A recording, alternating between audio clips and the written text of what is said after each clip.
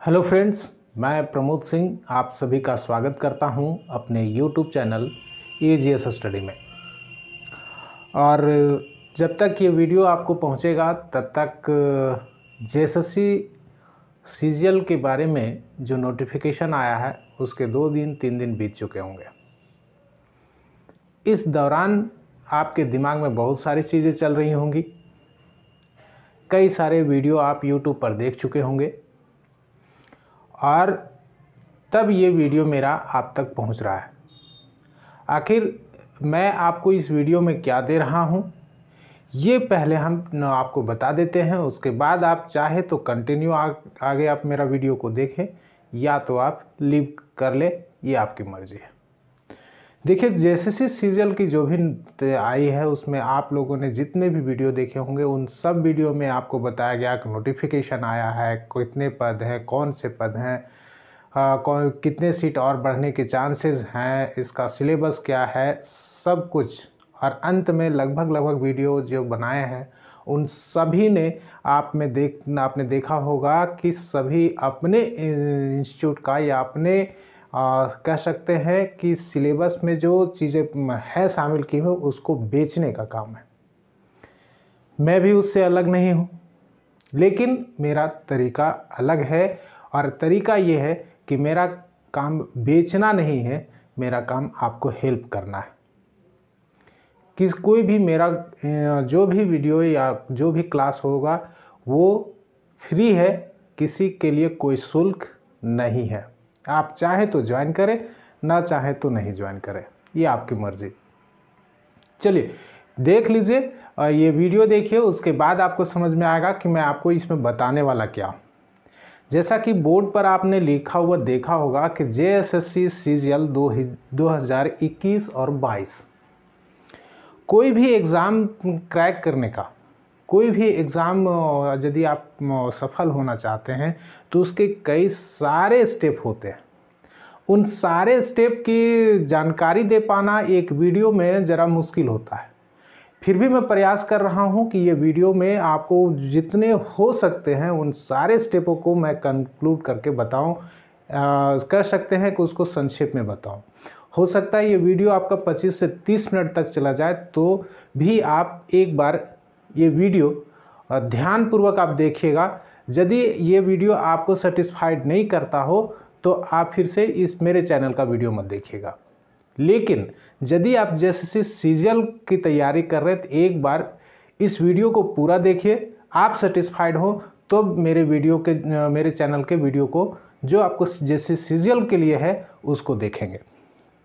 सबसे पहले जब भी कोई नोटिफिकेशन आता है तो कोई भी बहाली का सबसे पहली प्रक्रिया है नोटिफिकेशन का या अधियाचना इसको कहें। जब ये नोटिफिकेशन आ जाता है तो एक अलग से मोटिवेशन लड़कों में प्राप्त हो जाता है। आपको भी प्राप्त हुआ होगा, आपके भी अंदर में लग रहा होगा कि अब हमें पढ़ना है। ठीक है, ये चीज़ आती है सबसे पहले। अब यहाँ से शुरू होता है कि जब हम तैयारी करने के लिए तत्पर होते हैं, इंटरनल मोटिवेशन आ जाता है हमारे अंदर में, तब हमारे अंदर में शुरुआत होती है हड़बड़ाहट की।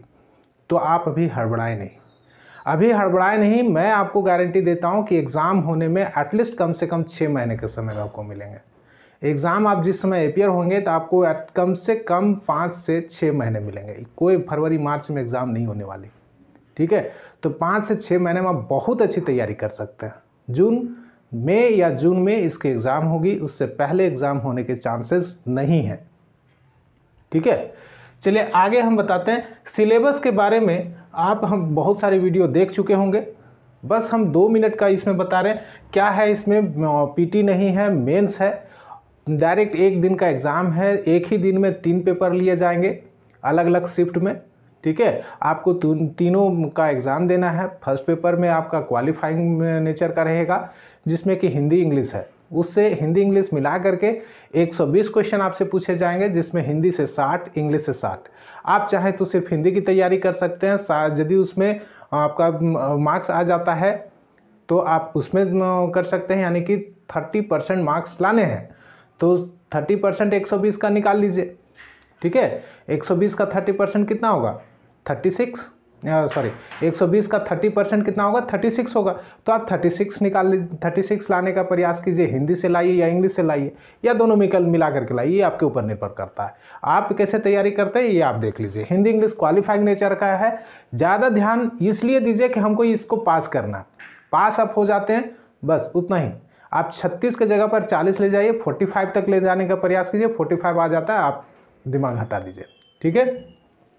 उसके बाद आता है पेपर 2, और सबसे बड़ी परेशानी यही है पेपर 2 में, रीजनल लैंग्वेज और ट्राइबल लैंग्वेज है।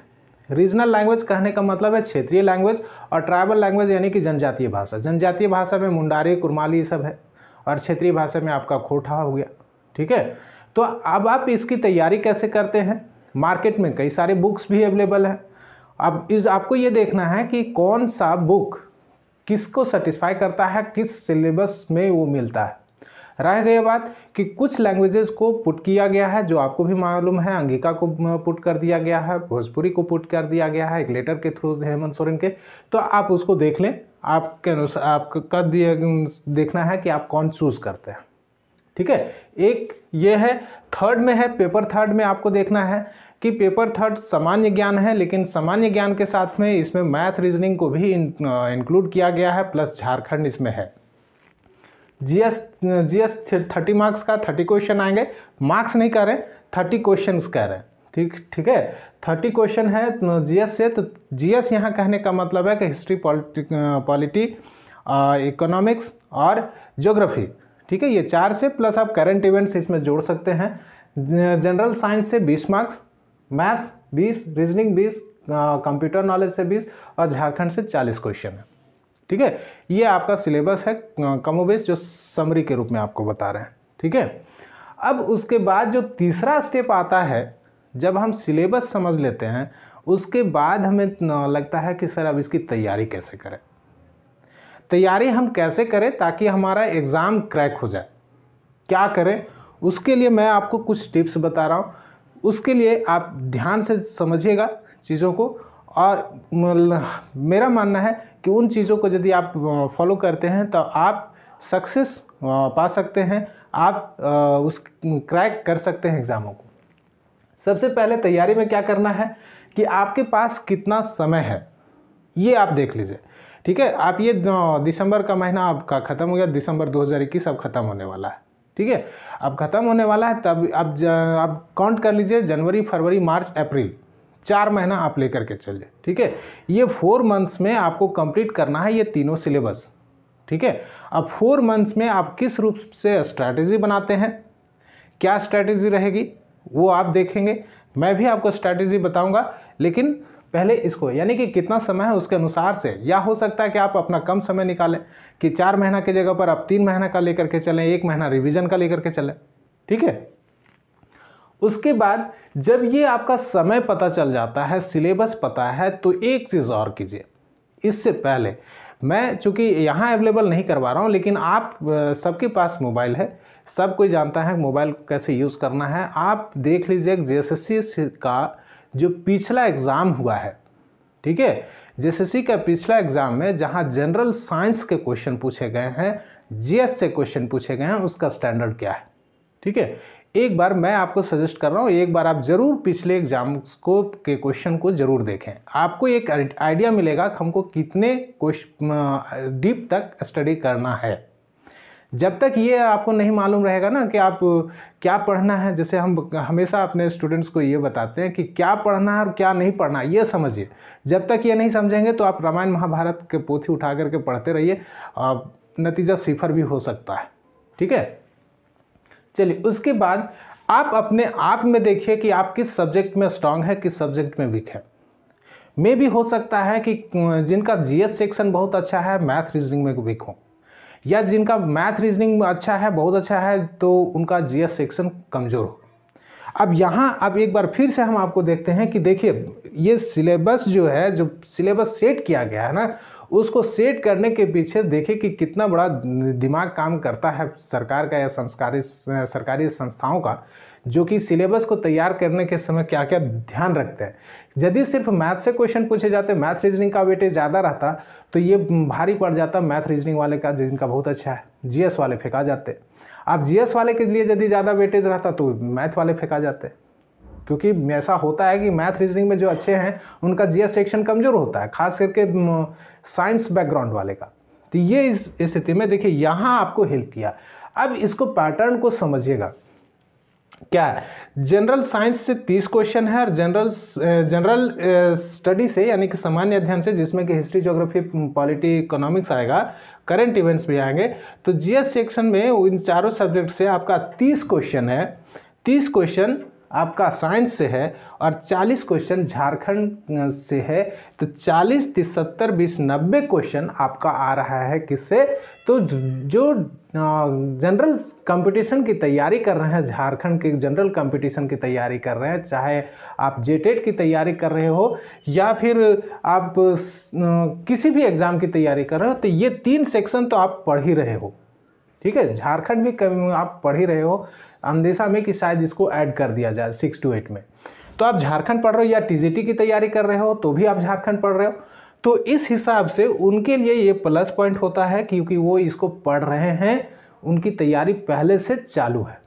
लेकिन उनके लिए माइनस मार्क्स कहाँ से हो रहा है, मैथ और रीजनिंग वो छोड़े हुए हैं।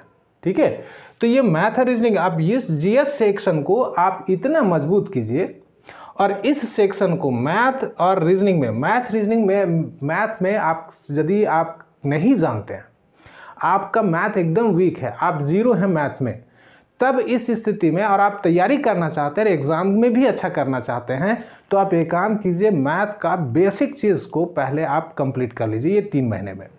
स्टैंडर्ड को छोड़ दीजिए, ठीक है, स्टैंडर्ड क्वेश्चन को आप छोड़ दीजिए, बेसिक चीज़ों को पकड़िए जो कि 6ठा, 7वां, 8वां में किताबों में दिया हुआ, उसी बेसिक्स को आप पकड़िए। बाकी आप आर.एस. अग्रवाल, एमटारा, महेश मिश्रा किसी को मत हल कीजिए, बेसिक किताबों को देख लीजिए और उसको पकड़िए। होगा क्या, आपको क्यों बता रहे हैं कि 20 क्वेश्चन में लगभग 10 से 12 क्वेश्चन आपको पकड़ में आ जाएंगे। ठीक है, आपका ये एवरेज चला जाएगा, मैथ एवरेज। रीजनिंग आप अभी से प्रैक्टिस करना शुरू कर दीजिए, तो 20 क्वेश्चन होगा, 20 में से 18, 19 तक आप रीजनिंग चले जाइएगा ये 3 महीना का प्रैक्टिस में, तो आपका ये कवर अप हो जाएगा।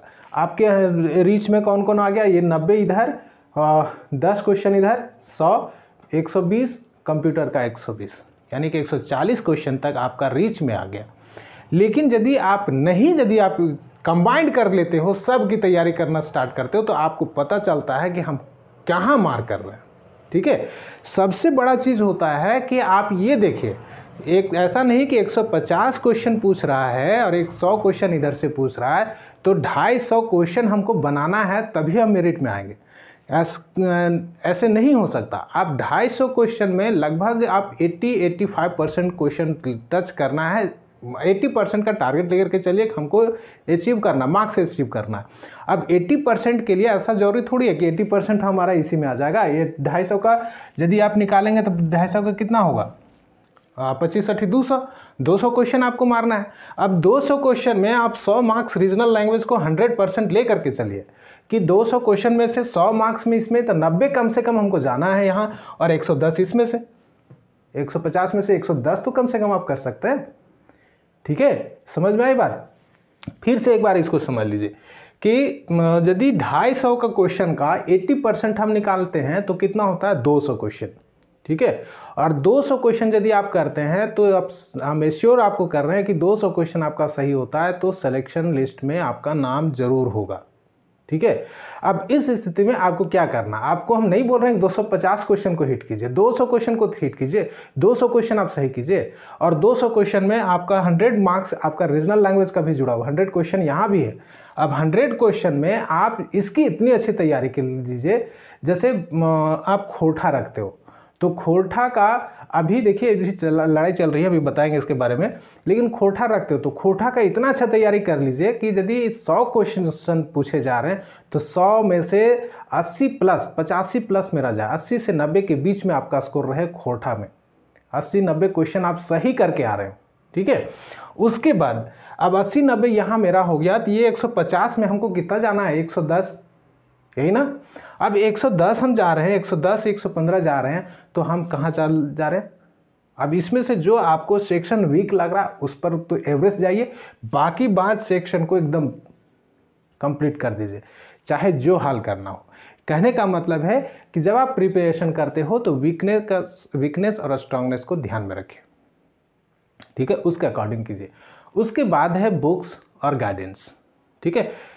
बुक्स के बारे में हम आपको बता रहे हैं, लेकिन गाइडेंस जहाँ तक रह गई बात, तो गाइडेंस ज़रूर लीजिए। मैं आपको इसके पहले मोटिवेशन के लिए एक वीडियो मैंने बनाया था कि बिना नोटिफिकेशन का मोटिवेशन कैसे, ये वीडियो था। उसमें मैंने इन सारी चीज़ों पर चर्चा भी किया था और ये भी बताया था कि गाइडेंस किससे लें।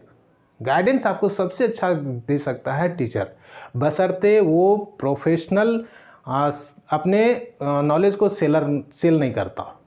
प्रोफेशनली यदि अपने नॉलेज को सेल कर रहा है तो निश्चित तौर पर मानिए कि आपको सही से वो गाइड नहीं करेगा, क्योंकि जब वो पैसे आप देंगे, उसको पैसे आप देंगे तब वो आपको सही नॉलेज देगा, अदरवाइज आपको नॉलेज तो सही देगा नहीं, ठीक है। इसलिए गाइडेंस आप सही से पकड़िए, कौन गाइडेंस देगा। नहीं, यदि आपको गाइडेंस एक टीचर से मिल रहा है तो सबसे अच्छा गाइड करने वाला होता है प्रीवियस ईयर के क्वेश्चन। प्रीवियस ईयर के क्वेश्चन को बढ़िया से कम अभी से 1 सप्ताह तक आप प्रीवियस ईयर का क्वेश्चन जेएसएससी का देखिए और उसके स्टैंडर्ड को समझने का प्रयास कीजिए।